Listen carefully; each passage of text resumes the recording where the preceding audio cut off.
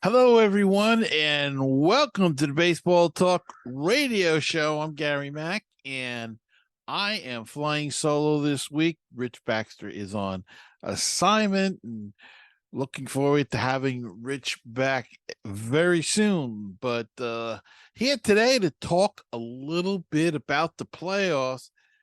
They've been pretty good so far. I tell you, you got to be impressed with the Texas Rangers, who dominated the first two rounds and got off to a fast start in the league championship series, but then, of course, ran into the Houston Astros buzzsaw. And boy, those Astros, they just have that veteran presence, and they know how to win these big games.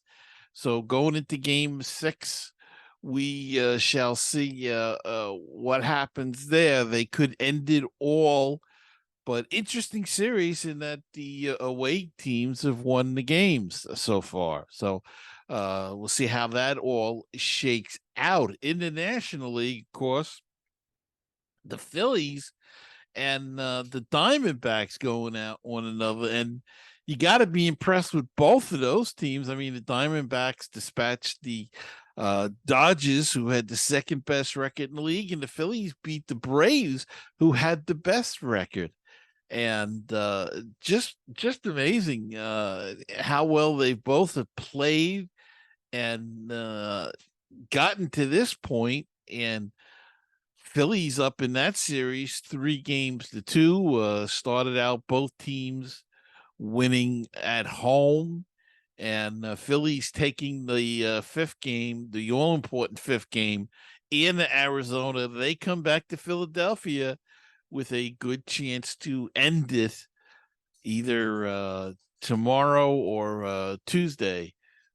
So in Game 6 or Game 7, of course. So but you got to give the Diamondbacks credit. They have played well in this off season. It has been a while since they've been in the postseason, and they have acquitted themselves very well.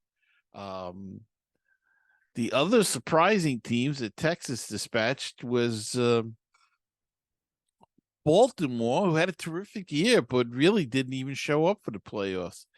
Um, Sad to see that, but they're in good shape. They have a very young team, and of course, they won a division. And sometimes that can take it out of you trying to be up in the division the whole season and take first place. And then going into the postseason, having that time off, that may have been the worst thing that happened to Baltimore.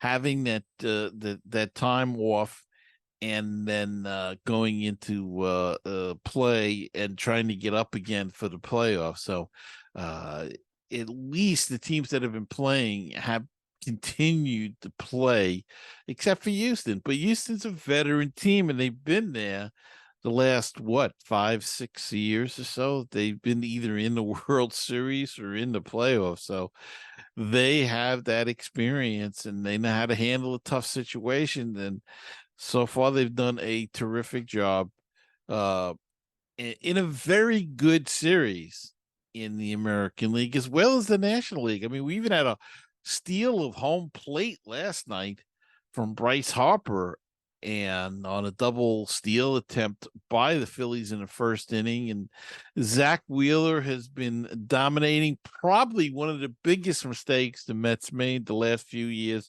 was letting Zach Wheeler go. He's established himself now in Philadelphia as an ace. He has really done the job in the postseason. He's looked very good. And he's their guy, and we let him go here in New York. So our mistake is Philadelphia's gain. So we have the games coming up, and it should be very interesting as 6 and 7 are coming up for both teams, and it could all be over. Could go to 7 games, and then we'll get into the World Series. I feel right now that it will. This could be the kiss of death. but I think it's going to be a replay of last year. Philadelphia and Houston, and they'll settle it and see who comes out on top this year. Last year it was Houston. Could it be Philly this year? Possibly can. All right. Other news in the world of baseball. There's been some shakeups in the organizations of a couple of teams. Boston, of course, got rid of Chaim Bloom, so he's available for general manager slash baseball operations head guy. And Kim Neg in Miami declined her option, so she's out.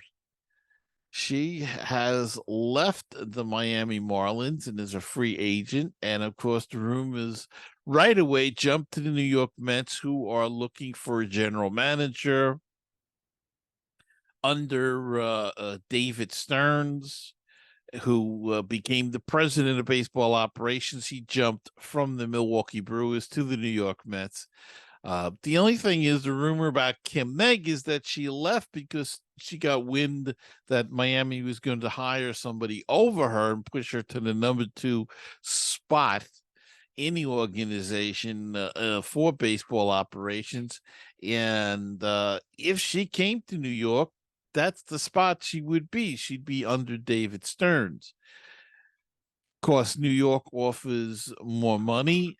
It offers the opportunity to rebuild or to build on a team that is very close. Came off a season of 101 wins, had a bad season of 75, but it's essentially the same nucleus.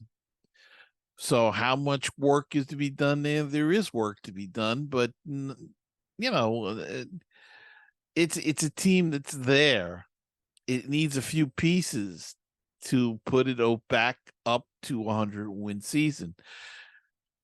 Would she be interested in that? We will have to see. Interestingly enough, she turned down the opportunity to interview for the Boston Red Sox position, as has a number of other general managers or assistant general managers. There's been 3 or 4 others that have been reportedly asked and to interview and have turned it down. So interesting about that situation. But this will be a short show this week. I just wanted to get one out. It's been a few weeks, and since we've been not broadcasting, there's been some deaths in the world of baseball to big name stars. Brooks Robinson, for one, the legendary third baseman and Hall of Famer from the Baltimore Orioles, passed away at the age of 86. He was a 2-time World Series champion, 1964 American League MVP, and the winner of 16 consecutive Gold Gloves awards at third base. So the human vacuum cleaner, Mr. Oreo, Brooks Robinson, gone from the scene at the age of 86. And Tim Wakefield, whose knuckleball helped deliver 2 World Series championships for the Red Sox, he also passed away. He was 57, just a young man. What a shame. Wakefield was diagnosed with an aggressive form of brain cancer. So our sympathies go out to the Wakefield family. And that's about all that's going on in the world of baseball right now. Oakland's still struggling to get settled in with Las Vegas to get a stadium there. Tampa Bay seems to have settled with a stadium in their area, pretty much the same site that they're playing on right now, but a new stadium. Everything is still in the works, so we'll see how that all shakes out over the winter. Going to be a busy winter for a lot of teams that were close and not so close, and teams that made it going to have to look at themselves and see where they missed out. LA, for example, Baltimore, What do they need to get over the top? And Atlanta had such a dominating season, but second year in a row get knocked out in the playoffs. They can't get over that division series. So what do they need? Can the Mets come back? All of these questions hopefully to be answered in the offseason. So we shall see how that all goes. So I hope you enjoyed this show, and I hope that you'll subscribe and hit the like button on YouTube if you're watching the video. If you're listening to the audio, it is available on all your podcast apps, so go check it out. And I'm Gary Mack, and I will see you next time on another edition of the Baseball Talk Radio Show.